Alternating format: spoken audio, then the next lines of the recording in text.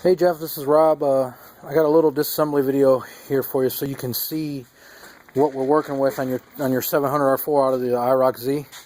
There's the case, it's empty. There's your old converter. Here's all the internals. I just wanted to show you, let me flip this around a little bit there, okay. So you can see what we're working with. We got a few things going on. 3/4 clutches are extremely worn. That was your third gear slip. As you can see, the teeth on them are almost completely sheared off there compared to these. They should be a little thicker than that even, almost like those right there. This top one here has got somewhere, but not as bad as these do. So those are very worn. That was causing the third gear slip. These are the forwards. As you can see, these teeth are sharpened up and worn pretty bad also. So we're going to be replacing all these clutches with some high energy clutches. Here's the low reverse. These aren't too bad. Here's the coast. Here's the reverse. Got some evidence here. This one clutch in the reverse, there's 4 in the reverse. Here's 3, and here's the 4th one. The clutch material, as you can see, is flaked off. See, here's some of it right there. That is an indication of moisture intrusion inside the tranny. So I'm going to talk to you a little bit. We might want to put a cooler on this so we don't have any issues with the tranny when it's freshly built. Just a couple things. Here's your valve body miscellaneous parts, pump rotor. These are the factory rings. They're not black hardened. They're just regular steel. I put the black hardened 4140 steel in there. That's all your internal bearings here. This is a thrust bearing for the pump in the front. So here's a couple other things that I want to go over with you too. Here's your pump, all taken apart. Reverse input drum right here. That's in pretty good shape. Just going to put new seals in it. The input drum itself that houses these clutches here. The reverse input right here houses these 4 there.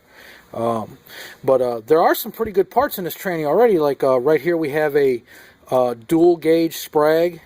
Most of the early 700R4s had a single gauge, which is it only had one ring around it with the rollers captured. This one has 2. These can handle a lot more power and torque. So we're gonna run that. Here's this factory sun shell. I put a hardened beast shell in there because these like to break off here or strip all these teeth out. You lose 2, 4 in reverse when that happens. This is the low reverse sprag assembly.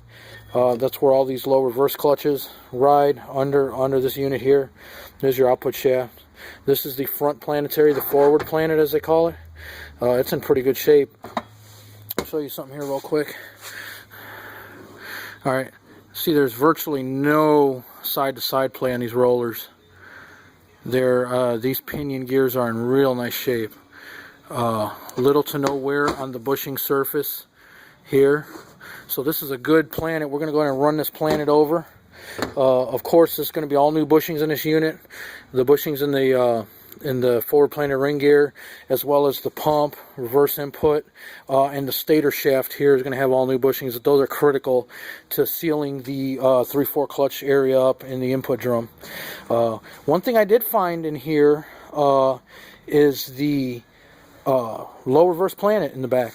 This is the main planet carrier in the transmission. This thing is where all the power exits out of the tranny into the drive shaft. We have some serious wear going on here. See, they're black. The rollers are black. That's indicating overheating. You could hear that roller. The bearings are shot in this thing. I'll show you here. Let me see if I can get a good angle for you.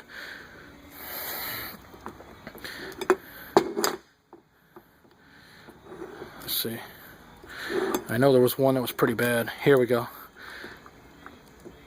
See all that dancing, all that side-to-side play there? Those bearings are wore out in that thing, and it definitely got hot. You could tell they're black. Here is the sun gear for that planetary. It's black. So that planetary became overheated at one time. The fluid level was probably